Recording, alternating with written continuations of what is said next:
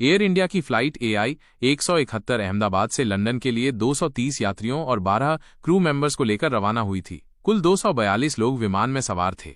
दोपहर 1:39 बजे विमान ने अहमदाबाद एयरपोर्ट के रनवे 23 से उड़ान भरी। मौसम साफ था और उड़ान के लिए अनुकूल स्थिति थी। टेक ऑफ के कुछ ही पलों में विमान लगभग 625 फीट यानी करीब 191 मीटर की ऊंचाई तक पहुंचा। लेकिन अचानक विमान ने तेजी से ऊंचाई खोनी शुरू कर दी। करीब 1:42 बजे क्रू ने मेडे कॉल दी, यानी किसी गंभीर आपात स्थिति का संकेत दिया। ये कॉल एयर ट्रैफिक कंट्रोल को भेजी गई, लेकिन ये उनकी आखिरी कॉल साबित हुई।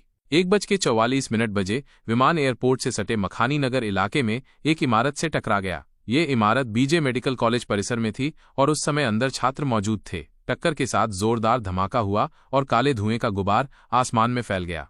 इस दर्दनाक हादसे में 241 लोगों की मौत हो गई। लेकिन हैरानी की बात यह थी कि एक व्यक्ति जो सीट 11A पर बैठा था जीवित बच गया। रिपोर्ट्स के अनुसार वो व्यक्ति इमरजेंसी एग्जिट के पास बैठा था। जैसे ही विमान नीचे गिर रहा था, उसने एक क्षतिग्रस्त दरवाजा जबरन खोला और विमान से बाहर कूद गया। विमान की ऊंचाई बहुत कम थी, इसलिए गिरने का असर कुछ कम हो सकता है, लेकिन फिर भी ऐसा बचना लगभग नामुमकिन जैसा माना जाता है। उस यात्री का दावा है कि टेक ऑफ के 30 सेकंड के भीतर ही एक तेज धमाका सुनाई दिया था। संभव है कि ये इंजन फेल होने की आवाज रही हो। हालांकि किसी वीडियो या चश्मदीद ने विमान से धुआं निकलते नहीं देखा, जिससे शक होता है कि शायद दोनों इंजन एक साथ बंद हो गए थे।